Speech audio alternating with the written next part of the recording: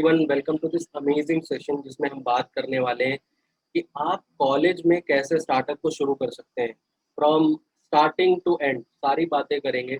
और हमारे साथ हैं मिस्टर प्रिंस गुप्ता, जो कि फाउंडर एंड सीईओ हैं एमएल वोल्ट के।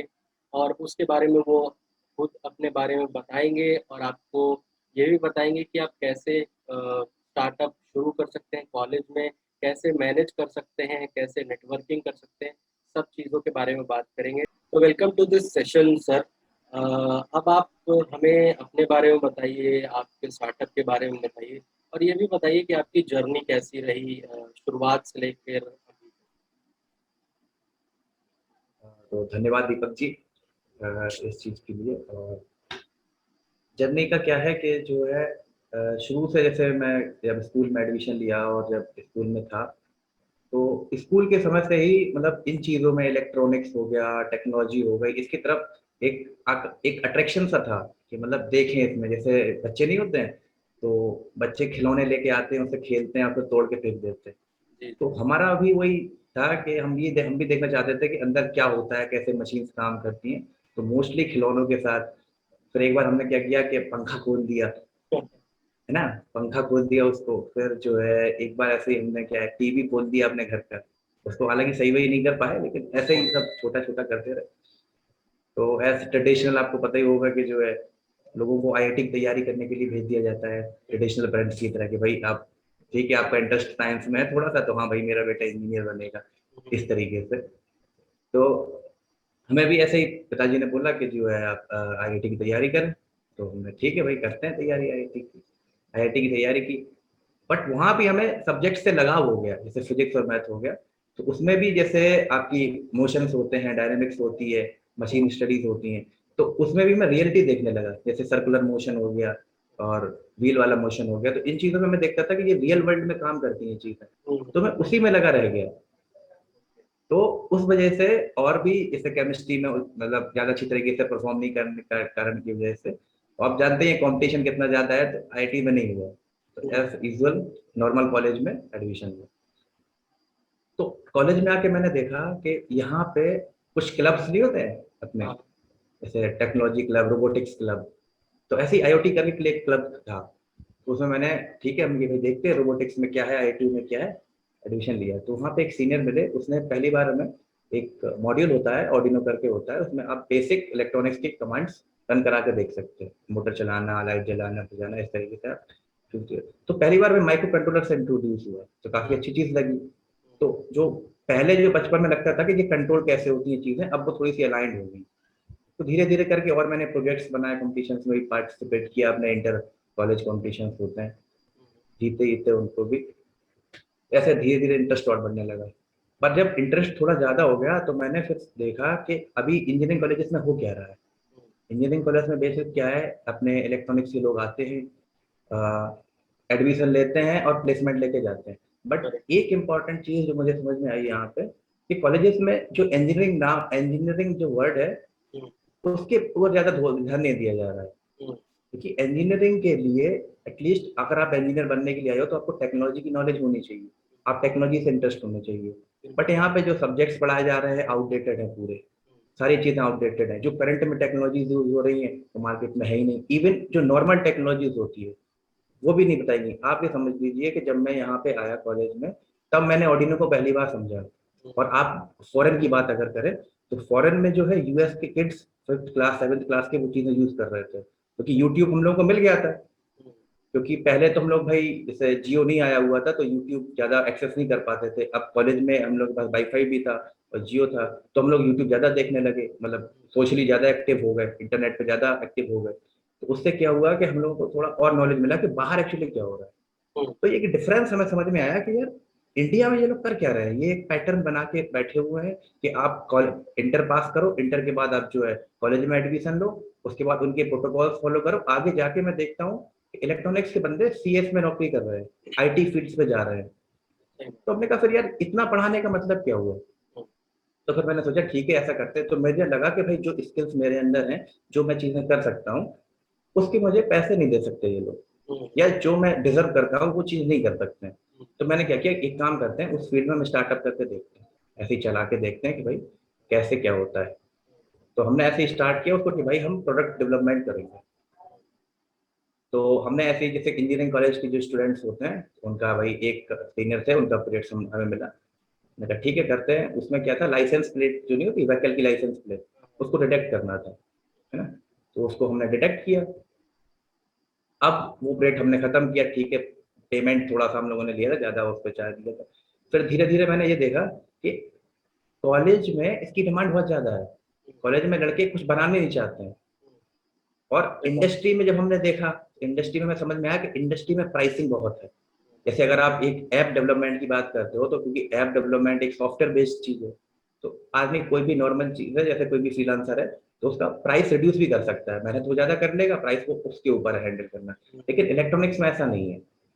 और इलेक्ट्रॉनिक्स की जब इंडस्ट्री है ना, जब जब इलेक्ट्रॉनिक्स की इंडस्ट्री मैंने देखी तो वहाँ पे प्राइस एकदम हाई थे।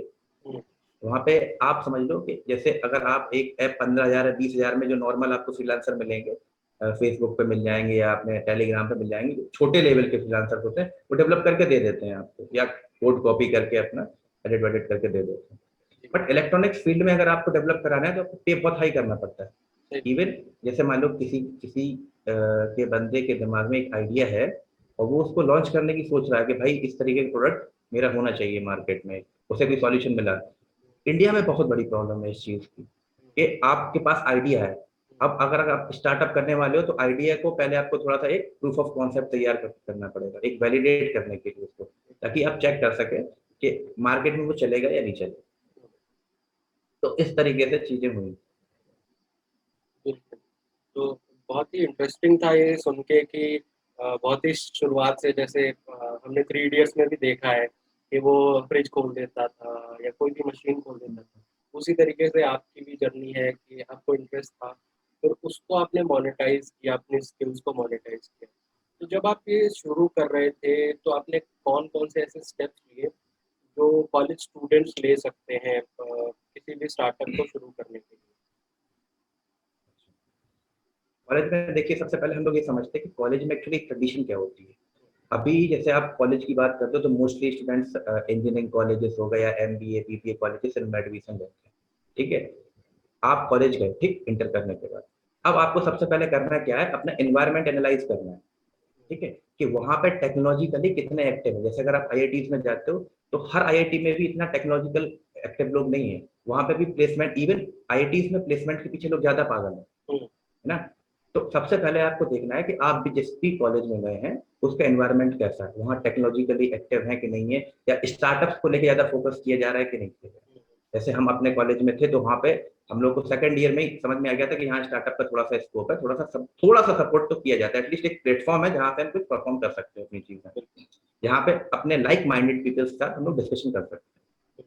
तो एक इन्वायरमेंट इस चीज के लिए बहुत इंपॉर्टेंट चीज है अगर आप कोई एक स्टार्टअप करना चाहते हो। क्योंकि जैसे आपने देखा होगा, जैसे जो गेम्स खेलते हैं और भी जैसे जो पढ़ने वाले बच्चे होते हैं, तो आपने देखा होगा अमूमन वो पढ़ने वाले बच्चे पढ़ने वाले बच्चों के बीच में रहते हैं, तो वो साथ में म्यूचुअली ग्रो करते हैं। जैसे जो गेम्स खेल रहे हैं, स्पोर्ट्स हैं, तो अपने ग्रुप में एक रहते हैं। तो आपको अगर स्टार्टअप एक डेवलप करना है तो आपको लाइक माइंडेड पीपल ढूंढने पड़ेंगे, जो कॉलेज में मिलना सबसे एक टिपिकल टास्क होता है। अगर आपको मिल गया तो, क्योंकि टीम एक बहुत इंपॉर्टेंट फैक्टर है, आप अकेले सारा काम नहीं कर सकते। आपके पास सिर्फ 24 आवर्स हैं, आपको जो भी करना है 24 आवर में करना। और अगर आप टीम को लीड करना चाहते हो तो आपको सिर्फ मैनेजमेंट की जो मेन चीज है स्टार्टअप की, उस पर फोकस करना है। तो सबसे पहले आपको करना क्या है, कॉलेज में आए आपने देखा कि टीम बन पाएगी कि नहीं। ठीक है, अब आपको अगर दिमाग में कोई अब प्लान है कि स्टार्टअप करना है कि नहीं करना है, तो उस आइडिया को अब आपको वैलिडेट करना है। सबसे पहले आपको चेक, लोग एक्चुअली करते क्या है, सबसे पहले वो जैसे उनके दिमाग में कोई आइडिया आया, सबसे पहले वो प्रोडक्ट या सर्विस को चालू कर देते हैं, उसको सीधे वेबसाइट बनाएंगे, सोशल मीडिया बनाएंगे, वहां पे कंटेंट क्रिएट करके डालने लगते हैं। बट द थिंग इज कि उनको सबसे पहले करना क्या है कि सबसे पहले उसकी वैलिडेट करना है उस आइडिया को, क्या लोग उसको लेंगे, क्या टारगेट ऑडियंस है उसकी, है ना, क्या वो प्राइस पे कर पाएंगे जिससे आपका बिजनेस सस्टेनेबिलिटी की तरफ जा पाए। और एक एक एग्जांपल मैं आपको और देना चाहूंगा कि कॉलेज में एक्चुअली स्टूडेंट्स करते क्या है कि वो अपने फ्रेंड्स ढूंढते हैं, क्योंकि सबसे पहले वो फ्रेंड्स से ही मिलते हैं। फिर स्टार्टअप का दिमाग में आइडिया प्लान आता है कि भाई स्टार्टअप करते हैं। अब उन्हें दोस्तों के साथ स्टार्टअप किया। अब दोस्तों के साथ स्टार्टअप करने में काफी फायदे भी हैं, नुकसान भी हैं। लेकिन आपको करना क्या चाहिए कि आपको स्टार्टिंग से पहले क्लियर रहना चाहिए कि स्टार्टअप टूटेगा तो क्या पॉलिसीज रहेंगी, मतलब किसके माइंड में क्या चल रहा है कि भाई वो 4 साल के बाद छोड़ देगा कि वो कंटिन्यू करेगा स्टार्टअप। क्योंकि जैसे जैसे आप थर्ड ईयर में आते हो, अपनी टीम थर्ड ईयर में आती है ना, तो वैसे मेंटली थोड़ा सा वो वीक हो जाते हैं स्टार्टअप को लेकर। क्योंकि स्टार्टअप एक ऐसी चीज थोड़ी है कि आपको एक नाइट में वो मिल जाएगी, सक्सेस मिल जाएगी। आपको काम करना होता है रेगुलरली। आप एग्जाम्पल ये लेके सोच सकते हैं कि जैसे मान लीजिए कोई स्टूडेंट मान लो कोई भी नॉर्मल इंजीनियरिंग की तैयारी कर रहा है कोई प्लेसमेंट लेने के लिए, तो वो सोचो कितना पढ़ के आया है उसके बारे में। सबसे पहले उसने अपना 12th तक स्टडी किया, 10-12 साल वहां हो गया, उसके बाद उसने पूरी इंजीनियरिंग कंप्लीट की, उसके बाद वो प्लेसमेंट की तैयारी करता है, फिर उसका जाके प्लेसमेंट होता है, तो 15-20 साल इसमें लगते हैं। तो एटलीस्ट आपको ये मान के चलना चाहिए कम से कम जब आप स्टार्टअप कर रहे हैं 5 से 6 जो है साल आराम से लगेंगे उसको मिलने में। इतना रिलैक्स होकर जो टाइम दे पाएगा तो वो स्टार्टअप कर सकता है। और एक इम्पॉर्टेंट चीज और होती है, सबसे इम्पॉर्टेंट ये है कि आप पैसे को फैक्टर लेके चलना पड़ेगा। अगर आप स्टार्टअप करने वाले हैं तो स्टार्टअप में money is a major factor. अगर आप स्टार्टिंग में से आपके फ्रेंड्स मिल गए तो आपने बोला कि हाँ भाई मैं 20% डिवाइड कर लूंगा, 10% डिवाइड कर लेंगे हम लोग, उसके बेसिस पे आप आगे एग्जीक्यूट करना चालू करें तो नहीं होगी चीजें। आपको करना क्या होगा, सबसे पहले आपको ये देखना पड़ेगा कि रेवेन्यू आएगा कहाँ से, रेवेन्यू आएगा कहाँ से और कितना आएगा। क्या हम आगे जाके एम्प्लॉयज हायर करेंगे उसके लिए तो सस्टेन हो पाएगा कि नहीं हो पाएगा। क्योंकि अगर अमूमन देखा जाए, अगर आपको एक अच्छे एनवायरनमेंट क्रिएट करना है आगे जाके स्टार्टअप में, तो आपको करीबन 30,000 35,000 मिनिमम सैलरी आपको अपने एम्प्लॉय को देनी है। तो आपको ये माइंड मेकअप करके प्रोडक्ट की प्राइसिंग करनी है। अब आप उसी हिसाब से टारगेट और ढूंढनी पड़ेगी। तो ये जो छोटे छोटे फैक्टर्स है ये लोग स्टार्टिंग में नहीं ध्यान देते हैं, इन पे ध्यान देना चाहिए। बिल्कुल। जैसे आपने बताया कि ये छोटे-छोटे फैक्टर्स हैं। अब हम एक बात और करना चाहेंगे कि जैसे आपने बताया कि आपको सीनियर से एक प्रोजेक्ट मिला, कुछ लोग होते हैं जिनको ऐसा मौका नहीं मिलता है, या जब आप कॉलेज में होते हो तो, या अगर आप बड़े क्लाइंट के पास जाते हो तो आपकी उतनी एक वैल्यू क्रिएट नहीं हुई होती है। तो उस टाइम पे क्लाइंट्स को कैसे अप्रोच करना चाहिए, या क्लाइंट्स कैसे ढूँढने चाहिए? क्योंकि जब तक क्लाइंट्स नहीं मिलेंगे, रेवेन्यू नहीं आएगा और ग्रोथ नहीं होगी। बिल्कुल बिल्कुल बिल्कुल। देखिए इसके लिए मैं आपको एक कॉन्सेप्ट देने की कोशिश करूंगा। इसमें करना क्या है, आपको पहले जैसे आपके दिमाग में कोई एक स्टार्टअप आइडिया आया, ठीक, स्टार्टअप आइडिया है, सबसे पहले आपको जाके करना क्या है, उसकी सेल्स देखनी है। कोई भी, जैसे आपको कोई भी सर्विस बेस्ड आइडिया आया या कोई भी प्रोडक्ट बेस्ड आया, सबसे पहले आपको उसकी सेल्स पोर्शन पे ध्यान देना है। हम कह रहे हैं भले आप और किसी पार्टी के लिए करके देख लो उसको, क्योंकि अगर आपने वो फैक्टर अगर आपने एक बार क्रैक कर लिया तो आपके पास सेल्स आने लगेगी। सेल्स आ जाएगा, डेवलपमेंट तो आराम से हो जाएगी, डेवलपर्स बहुत है। मेजर फैक्टर है, आपको सेल्स पर सबसे पहले ध्यान देना है, सेल्स और मार्केटिंग। एक बार आपने वो करके देख लिया without entering in the startup, आप किसी और सेकंड पार्टी के लिए आप ये करके देख लो एक बार। अगर आपको लगा कि हाँ मैं कर लूंगा, क्योंकि 6-7 महीना ले जाता है अगर आप टेक्निकल बैकग्राउंड से हैं तो, क्योंकि टेक्निकल के लिए सेल्स बहुत वैसा इश्यू बन जाता है। टेक्निकल लोग सेल्स जल्दी कर नहीं पाते, पहले वो लर्निंग करते हैं। दूसरी चीज, अगर आपको जैसे बड़े प्रोजेक्ट्स अगर उठाने हैं तो बड़े प्रोजेक्ट्स के लिए देखिए होता क्या है कि सबसे पहले आपको पोर्टफोलियो बनाना है। पोर्टफोलियो का मतलब आप कह सकते हो ट्रस्ट। अगर रूट में देखें जाके तो अगर आपको कोई प्रोजेक्ट देगा तो ट्रस्ट एक इम्पॉर्टेंट फैक्टर है। उसको ट्रस्ट हो जाएगा अगर आप पे, जैसे इन्वेस्टर है, इन्वेस्टर को आप क्या दिखाते, आप पिच डेक दिखाते हो अपनी, आप दिखाते हो मैंने इतना रेवेन्यू किया, तो रूट में क्या है, मेजर क्या है, उसका निचोड़ क्या है कि ट्रस्ट हो रहा है सामने वाले को, आप ट्रस्ट दिलाने की कोशिश कर रहे हो। अगर उसको ट्रस्ट हो गया वो पैसे डाल देगा आपके स्टार्टअप, है ना। तो उसमें हमें करना क्या है कि सबसे पहले अपना एक छोटा सा पोर्टफोलियो बनाना। पहले तो देखो, अगर आपको बड़े क्लाइंट्स ढूंढने हैं तो आप छोटे छोटे क्लाइंट्स पकड़ो स्टार्टअप, उससे आप पोर्टफोलियो बनाओ। एक नॉर्मल तरीका बता रहा हूँ, पोर्टफोलियो बन गया तो उससे ट्रस्ट बनता है। पोर्टफोलियो इसलिए इंपॉर्टेंट है, आपकी वेबसाइट, आपकी सोशल प्रेजेंस, लिंक्डइन, जो भी सोशल प्लेटफॉर्म्स है, आपके आपके एथिक्स, आपके बिजनेस एथिक्स, ये सारी चीजें मिलकर ट्रस्ट बनाती हैं आपकी। ये इंपॉर्टेंट, जैसे ही आपने ये ट्रस्ट बनाया, पोर्टफोलियो बनाया, तब आप उसको बड़े क्लाइंट को पिच करेंगे कि सर ऐसा ऐसा ऐसा है, तो वो एक चांस बनता है। दूसरी चीज, अगर आपको बड़े क्लाइंट उठाने हैं, स्टार्टिंग छोटे लेवल से ही करो। अगर बड़ा क्लाइंट आपको बीच में ही उठाना है कि भाई मैं ठीक है, अब मैं एक स्विच, क्योंकि एक थ्रेशोल्ड आता है ना, तो भाई इस लिमिट के बाद मैं अब बड़ा क्लाइंट उठाऊंगा। तो उस थ्रेशोल्ड में आपको करना क्या है कि अगर आप बड़ा क्लाइंट अपने फ्रेंड्स ऑफ फ्रेंड या रेफरल लगवा देंगे वो उस मोमेंट पे, उनको कुछ फ्री दे दें, वो ज्यादा इंपॉर्टेंट। क्योंकि अभी आपने छोटे लोगों के लिए काम किया, छोटे लोगों के काम किया जो जिनका प्राइस बजट छोटा है, लेकिन आप बड़े लोगों के लिए काम करना चाहते हैं, सबसे पहले आप कुछ ऐसी व्यवस्था करें कि आपका कोई रेफरल लग जाए एक दो प्रोजेक्ट्स में। तो क्या होगा कि बड़े क्लाइंट्स के लिए पोर्टफोलियो तैयार हो जाएगा आपका एक दो। जब आप तीसरे नए क्लाइंट के पास जाएंगे तो आप पोर्टफोलियो देखा के काम कर सकते हैं। और इसको आप ऐसे भी देख सकते हैं, जैसे कोई मान लो नॉर्मली स्टार्ट करता है सबसे पहले अपना बिजनेस, सबसे पहले अपने फ्रेंड्स को, फैमिली को पिच करता है अपना कि भाई यार मेरा प्रोडक्ट है ना, उससे पोर्टफोलियो बनता है, और पोर्टफोलियो के बाद वो नॉर्मल लोगों के साथ बिजनेस करता है। सेम सिनेरियो में आपको अपर क्लास कर देता है।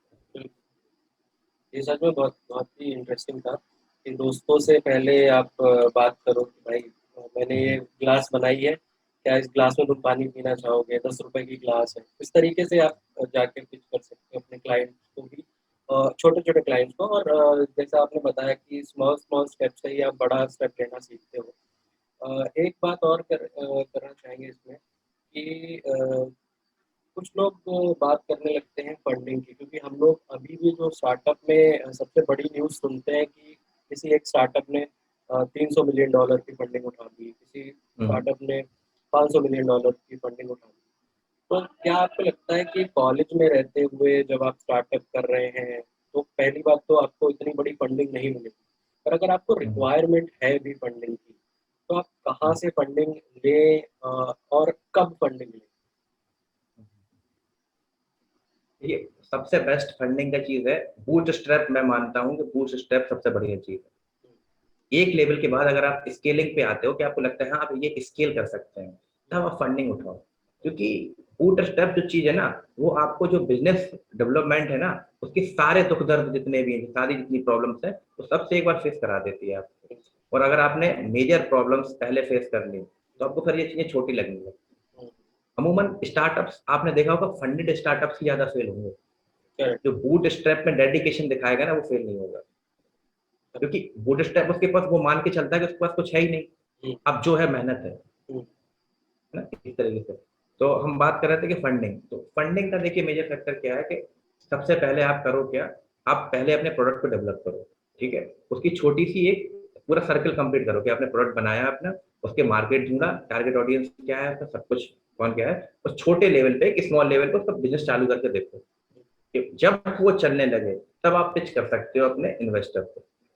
उस फील्ड, देखिए हर फील्ड के अपने इन्वेस्टर होते हैं। जैसे ऑटोमोबाइल इंडस्ट्री के अलग इन्वेस्टर है, इलेक्ट्रिक जो व्हीकल्स बनाते हैं उनके अलग इन्वेस्टर्स हैं, आईओटी के अलग इन्वेस्टर्स हैं। तो अपने फील्ड के आप इन्वेस्टर्स ढूंढिए, आपको लिंक्डइन पे मिल जाएंगे, उनसे कांटेक्ट बनाइए और उनको अपने प्रोडक्ट और सर्विसेज के बारे में बताइए कि हम इतना धंधा, उनको ये मत बताइए, उनको ये दिखाइए कि हम किस कर्व के साथ ग्रो कर रहे हैं, कि आपके जो बिजनेस है उसमें क्या कर्व आ रही है। अगर आपकी कंपनी रजिस्टर्ड होगी, आप की कर्व अच्छी होगी, क्योंकि कोई भी इन्वेस्टर चाहेगा तो उसका पैसा बने। ठीक है, तो वो दान देने नहीं आया है आपके, वो आपसे पैसा बनाने आया है, और वो उस स्टॉक में या आपके उस प्रोडक्ट में इन्वेस्ट करेगा जिसकी कर्व जे कर्व आ रही है, ई टू दी पावर एक्स इस टाइप से कर्व बन रही होगा, तो वो आपके में इन्वेस्ट करेगा एक्सपोनेंशियली। क्योंकि उसमें होता क्या कि भाई इन्वेस्टर ने मान लो आपको 10 लाख रुपए दिए, ठीक, अब 10 लाख के बाद वो आपसे कोशिश करेगा कि कम से कम 25-30 लाख 40 लाख 50 लाख इतना निकाल। इतना तो मैं बहुत कम बोल रहा हूँ, मोस्टली इन्वेस्टर 10x एक्सपेक्ट करते हैं स्टार्टअप में इन्वेस्ट करने से, क्योंकि इतना तो मान लो स्टॉक में डाल के या और कुछ करके या प्रॉपर्टी खरीद के भी कमा सकते हैं। तो स्टार्टअप में क्यों डाले वो पैसा, तो उसे आपको दिखाना पड़ेगा देखिए सर इस स्केल से मैं ग्रो कर रहा हूँ, अगर आपने पैसा इस टाइम पे यहाँ डाला तो प्रेडिक्टेड क्या है कि इस टाइम पे इतना हो जाएगा 10x या 20x। तो ये कर्व आपको तैयार करनी पड़ेगी पहले। तो ये कर्व मैं बता रहा हूँ, उसके लिए आपको बिजनेस करना पड़ेगा स्टार्टिंग पे स्मॉल लेवल पे। जैसे ही आपकी ये कर्व आने लगे उसको पेपर्स पे लेके आओ, आप देखो। वैसे मेरा मानना ऐसा है कि स्टार्टिंग में आप पढ़ने के पीछे मत भागिए, सबसे पहले आप बिजनेस के कोर कॉन्सेप्ट को देखिए, क्या उस प्रोडक्ट और सर्विस की मार्केट में नीड है। नीड, अगर नीड समझ में नहीं आ रही तो आपको बार बार उसी चीज पे देखना है कि नीड समझ में नहीं आ रही क्यों नहीं। क्योंकि मैंने देखा है लोग प्रोडक्ट बना लेते हैं, उसके बाद उन्हें ना नीड पता होती है ना उनके कस्टमर्स कौन है ये पता होता है, क्या सच में वो पे कर पाएंगे।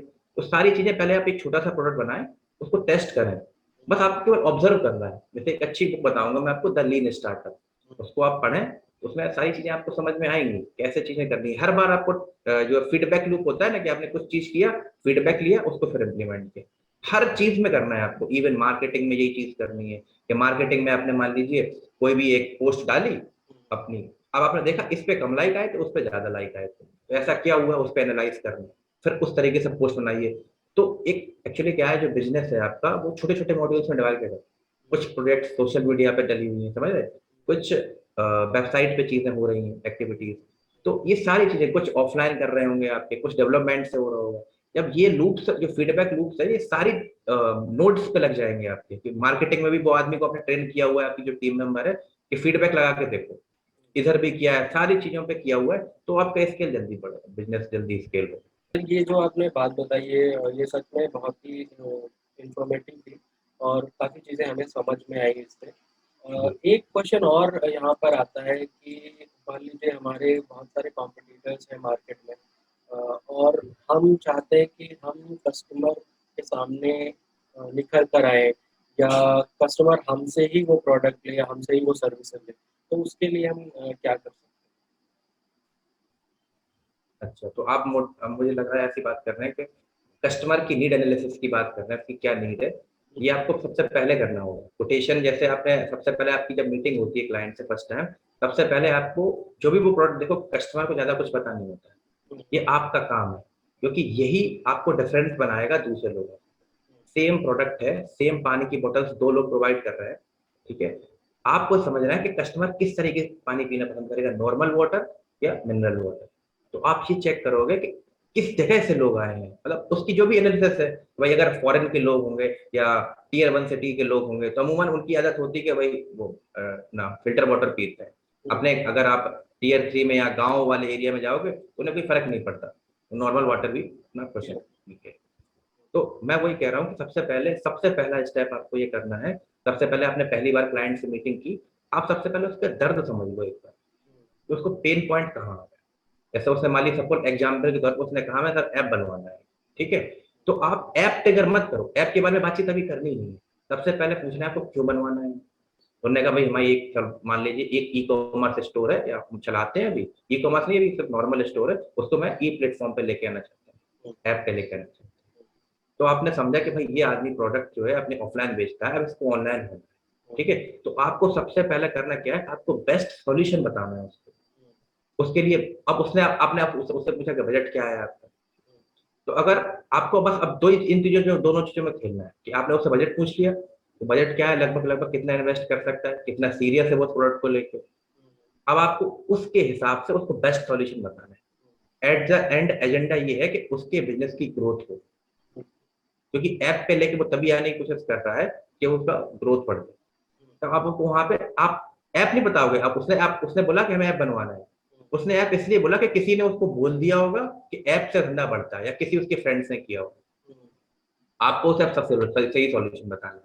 आपको बोलना है अगर आप चाहो, टेस्ट करना चाहो, तो आप सबसे पहले सोशल मीडिया मार्केटिंग करके देख लो, वो करा के देख लो, उससे क्या आप टेस्ट कर सकते हो कि भाई सच में लोग सोशली इसको खरीदेंगे कि नहीं खरीदेंगे। अगर लोग फेसबुक एड से या इंस्टाग्राम एड से उसको प्रोडक्ट खरीदेंगे, तो जाहिर सी बात है आपके ऐप की प्लेटफॉर्म पे भी आ जाएंगे।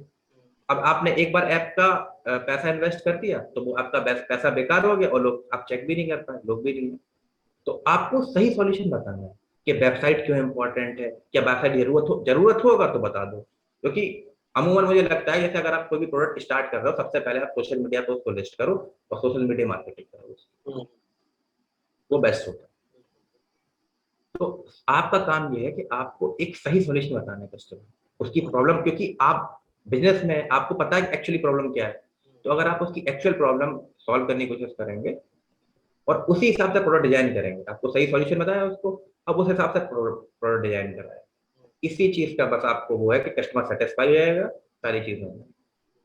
नीड एनालिसिस बस इंपॉर्टेंट, और उसी हिसाब से आप कोटेशन भी चार्ज कर सकते हो। जैसे आपने देखा कि भाई आदमी के पास जो है पैसा है, ठीक है, उसकी प्रॉब्लम कितनी बड़ी है, ठीक है। अब आप जैसे मान लीजिए अगर अब अपने ऐप से अगर किसी की बहुत बड़ी प्रॉब्लम सॉल्व करा रहे हो, समझे ना, भले ही वो बेसिक से 4 लाइन का कोड हो, उसके लिए अगर प्रॉब्लम बड़ी है, तो वो 4 लाइन का कोड अगर आप उसके लिए 10 लाख रुपए 5 लाख रुपए के प्रॉफिट करा रहा है या सेव करा रहा है कहीं से, तो आप उसको चार्ज कर सकते 6,000 6 से 7 कर सकते, क्योंकि उसकी प्रॉब्लम का प्राइस दे रहा है वो आपको। करेक्ट। ये चीज। तो आपने जो बॉटल वाला एग्जांपल दिया कि एक बॉटल, दो बॉटल्स हैं, दो कंपनीज हैं, किसी की बिक रही है, किसी की नहीं बिक रही है, तो जिसकी बिक रही है वो क्या कर रहा है, तो ये काफ़ी अच्छा एग्जांपल था। एक बात और कर लेते हैं सर कि मुझे ऐसा लगता है कि जब भी हम स्टार्टअप में कुछ गलतियां आ रही होती हैं, दिक्कतें आ रही होती हैं, तो एक सबसे बड़ी फेलियर होती है प्लानिंग की। तो आप हम्म। किस तरीके से प्लानिंग करते थे, या नए जो स्टार्टअप कर रहे हैं लोग, उनको किस तरीके से प्लान बनाने चाहिए, कैसे उसको एग्जीक्यूट करना ठीक है। देखिए, प्लान का कहूँ मैं तो प्लान का कुछ हद तक चीजें जरूरी भी हैं, कुछ हद के बाद प्लान काम नहीं करता है, क्योंकि ये वर्ल्ड अनसर्टेन है। आप एग्जाम्पल लेके चलो, कोविड। कोविड के पहले सारे प्लान, सारी चीजें सारी कंपनी कर रही थी, उनके प्लान बने हुए थे, उनके बेंचमार्क्स थे, उनके गोल्स थे।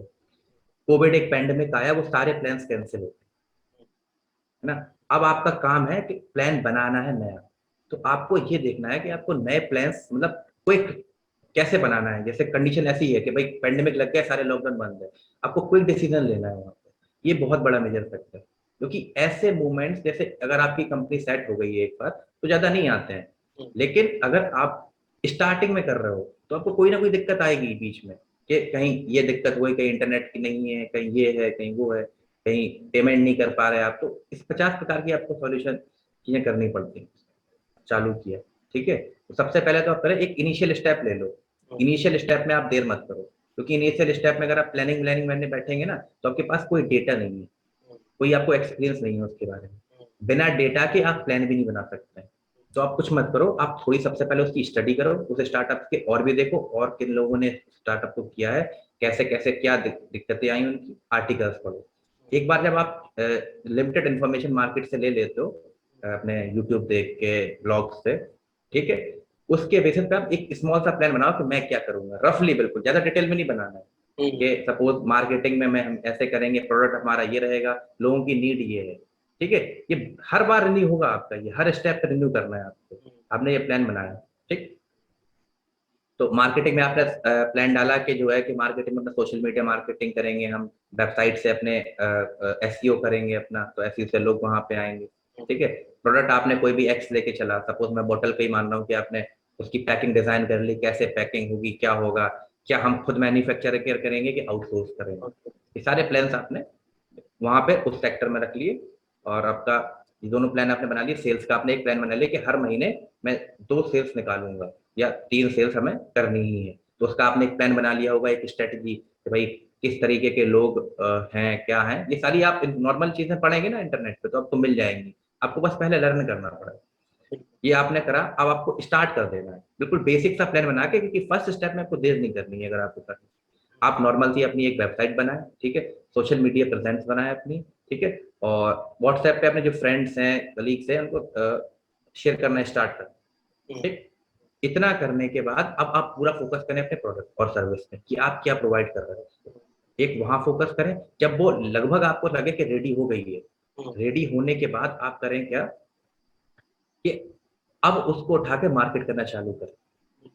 ये आपका पूरा प्लान रहेगा, किस तरीके से आपको काम करना है। एक बिल्कुल, अब आपको पूरी चीजें वहां समझ में आएंगी, जैसे ही आपने मार्केट, क्योंकि देखो कुछ लोग ऐसा करते हैं कि पहले ही सर्वे ले लेते हैं कस्टमर से, कि भाई स्टार्ट करने से पहले सर्वे लेना सही नहीं है।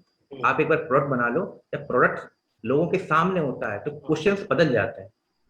आपके पास अगर कोई प्रोडक्ट नहीं है, आप तब सर्वे ले रहे हो, तो बात अलग हो जाती है जब आपके पास एक प्रोटोटाइप रेडी है उस चीज का, और आप सर्वे उस बेसिस पे सर्वे करो। या आप प्री ऑर्डर्स ले लो, कि भाई आपने कुछ नहीं किया, आपने बोला कि हाँ भाई लेटर ऑफ इंटेंट दे दो हमें, कि हाँ हम आपका प्रोडक्ट ले, ठीक है। तो आपने एक प्रोटोटाइप पे खर्चा किया, और आपने सबसे लेटर ऑफ इंटेंट ले ली जो उसके टारगेट ऑडियंस, ठीक है। अब वो आपको वहीं पे बता देंगे कि भाई करना क्या चाहिए, भाई क्या आप उनको पैसे दे पाएंगे, वो कि नहीं दे पाएंगे, क्या प्रोडक्ट में फ्लॉज हैं, क्या अच्छी चीज है।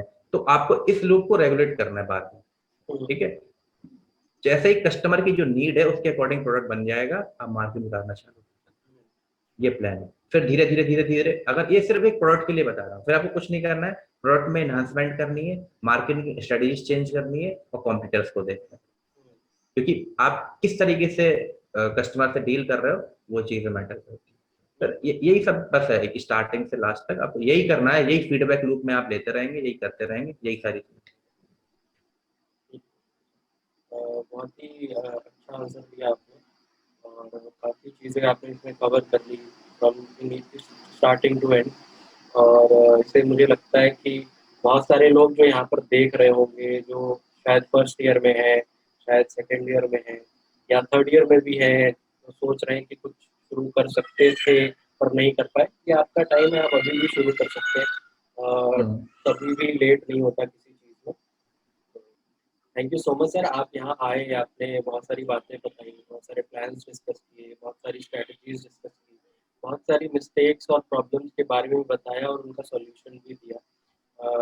आई होप आप अच्छा कर रहे हैं और आगे भी अच्छा करते रहें और फ्यूचर में हम आपके साथ और सेशंस करेंगे। बहुत बहुत धन्यवाद।